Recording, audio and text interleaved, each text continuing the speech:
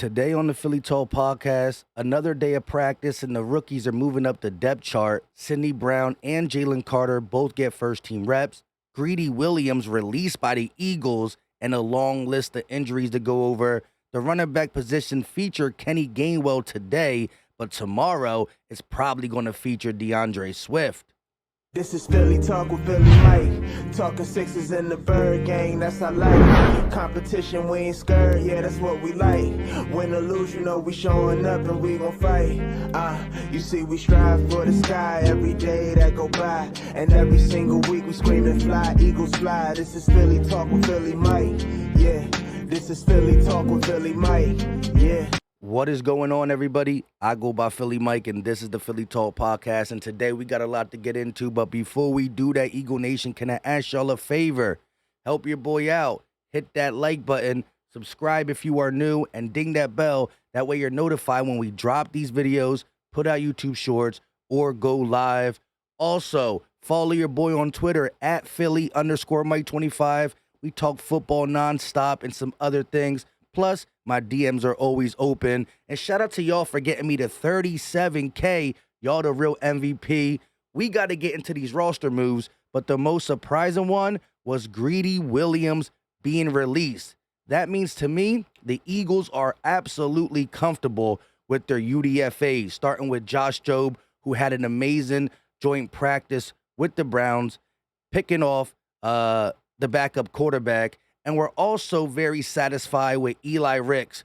Both these guys graded out very well via joint practice, via training camp, the preseason, and they're a lot cheaper than Greedy Williams. I'm not going to lie, though. I had high hopes for him. He's always had talent in Cleveland prior to coming to Philly, and that was a nice little signing, I thought, in the free agent period, but we are so deep at the cornerback position. I didn't even mention Kelee Ringo, so I think although we lost Zech McPherson to Achilles tear, releasing him might be the right decision. Let's look at the actual roster moves. Another surprising one I'm going to get to. The Eagles have signed D-tackle Robert Cooper, D-tackle Marvin Wilson, and Caleb Sanders. They also signed linebacker Tyreek Maddox Williams and linebacker Quentin Bell. We waived injured wide receiver Tyree Cleveland, D-tackle Noah Ellis, and cornerback Zech McPherson. Now, we're going to probably bring back McPherson on waivers. We're not going to do him dirty like that. And we also release Greedy Williams and punter Ty Zenter. So Legatron, who was supposed to go mano-a-mano with Sitballs for the starting job, is released. That means I think the Eagles are satisfied with Sitballs. I know that's not going to make a lot of y'all happy. Now, practice today was interesting. We're going to go over some of the highlights and tweets because we don't get to see what really goes on. Starting with the injury list, right? A long list. Will not practice. Britton Covey, Fletcher Cox, Mekhi Garner, Kyron Johnson, Moro Ojomo, Hassan Reddick, Trey Sermon, Nolan Smith, Greg Ward, Quez Watkins. Sheesh. A third of our team is on here. Some for minor things, some major things. Not really major, but, you never want to see concussions, right? Elliott Shore-Park said Jalen Carter with the first-team defense, and he deflected a pass. So, again, we see him in the preseason not getting snaps, and he's staying on the first team. Jalen Carter making noise in Eagles training camp.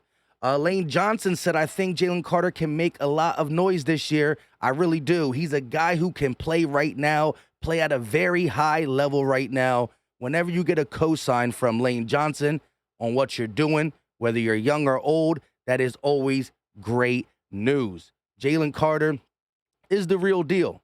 I see all the videos of the running back. What's his name? For the Falcons, we got the best guy. Reed Blankenship breaks up a pass to Dallas Goedert. Reed Blankenship continues to make plays. Josh T said Kenny G continues to be the Eagles' feature back during the 2-minute drill and also fourth quarter scenarios. So today it was Kenny G. Tomorrow might be DeAndre Swift. We're going to have to talk about that more in depth because I want to know from y'all who you want to be the feature back out of Kenny G or DeAndre Swift. They're all going to get their touches, of course. Elliott Shore-Park said Hurts passes, bounces off Devontae Smith, and is picked off by Darius Slay. Again, interceptions. I wasn't really, yelling at Deshaun Watson. I was saying stop calling cap, but he threw a pick today, right? Nakobe Dean and Zach Cunningham are the linebackers with the first-team defense, which is interesting because they're the ones who started the Browns game. So that, I know we like Christian Ellis, but the Eagles might be liking Zach Cunningham. Sidney Brown getting reps with the first-team defense in 7-on-7. He continues to move up the depth chart, which is interesting. A lot of these rookies are showing out, man. This could be a very, very popular / good draft class. Tyler Steen has got quality reps at tackle and guard. Show pop. My son's up here. Tackle and guard. Sidney Brown getting quality snaps at safety. You never know. It could be Reed Blankenship and Sidney Brown midway through the season. I still think, I know, Terrell Edmunds gets no love from the Eagles or the media, but I still have a feeling that when push comes to shove, it's going to be Reed Blankenship, Terrell Edmunds to start the season, but watch out for Sidney Brown for sure. Now, let's just talk a little bit about Jalen Carter, right? Because Bijan Robinson clips are going around, and I don't even want to hear Eagle Nation talk about we should have took Bijan. Well, we couldn't have took Bijan, but I'm telling you, when you put these guys' careers together, Jalen Carter's career is going to be so much more impressive. He's at the right position that you want to sign long-term, right? You hear all the problems going on with running backs and blah, blah, blah, and he's just being recognized as one of the Eagles' possible top D tackles. Fletch didn't play today. That could be also why he got first-team reps. Right now, they got Fletch and Jordan Davis as the starting D tackles, but I promise you, Jalen Carter is going to be one of the heaviest snap D tackles on this team. Not saying Jordan Davis won't get some burn and stuff like that. He will for sure. But I'm telling you right now, Jalen Carter is just a different type of animal. And Jordan Davis will progress as a pass rusher. He will help out this team in many different ways. But Jalen Carter is just, you hear the way Lane talked about him.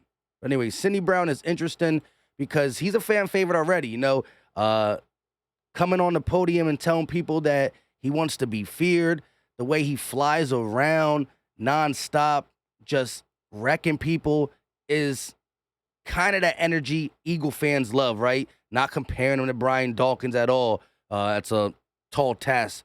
But Sidney Brown just looks like he makes the defense more impactful, just the way he flies in and makes tackles.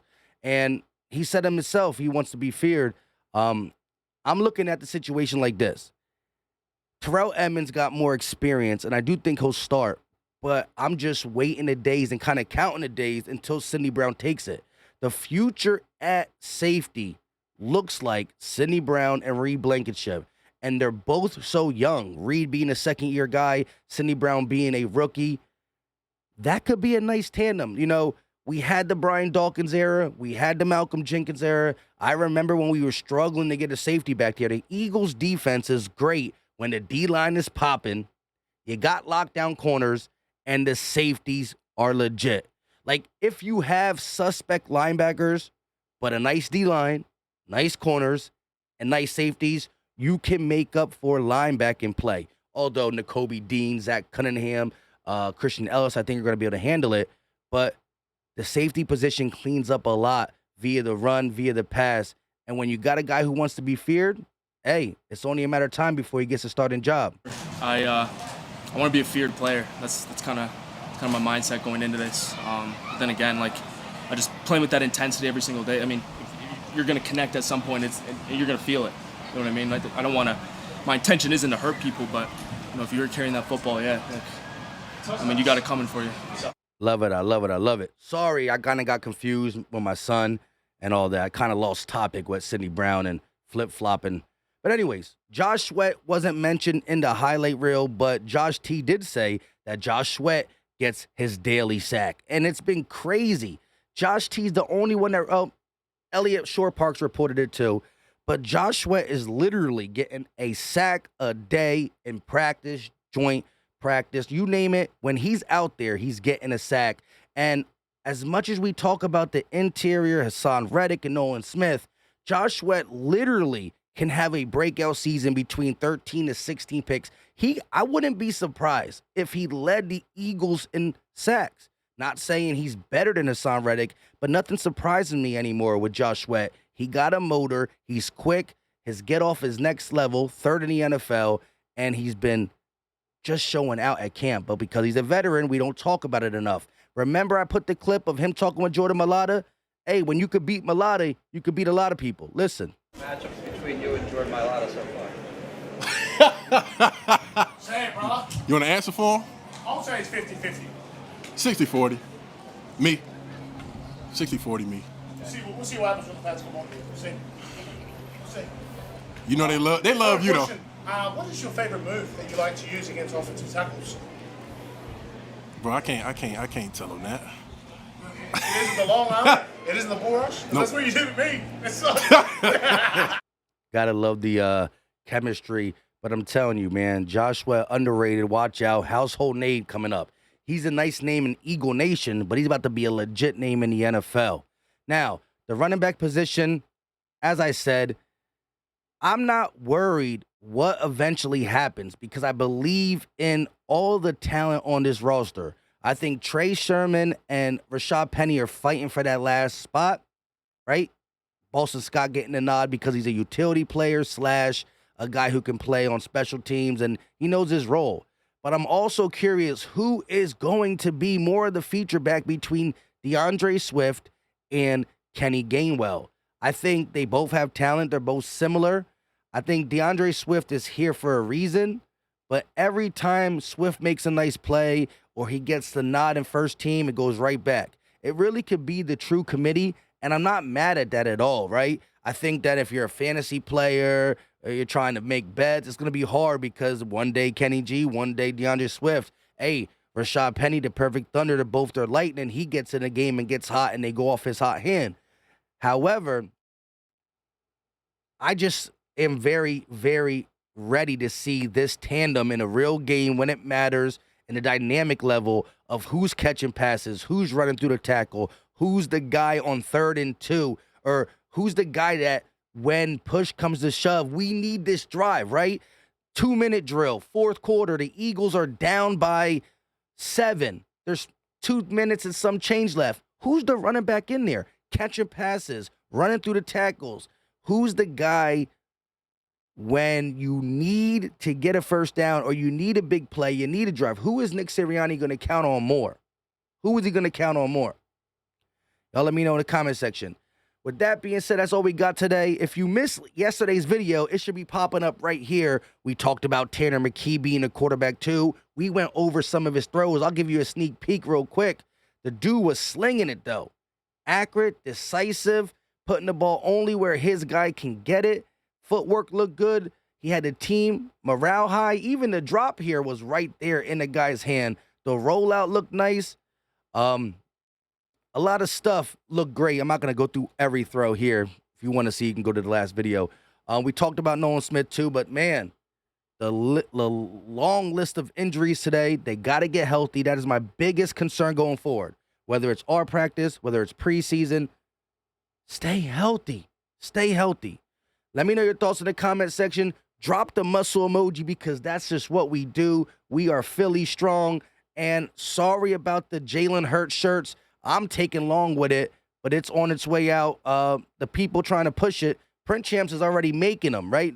They getting them made already, certain sizes. But we're going to have it in black and Kelly green, and then the Kelly green will have black Hurts instead of green Hurts. But let me know your thoughts. I love hearing from y'all. Subscribe, ding the bell, all that good stuff. We out.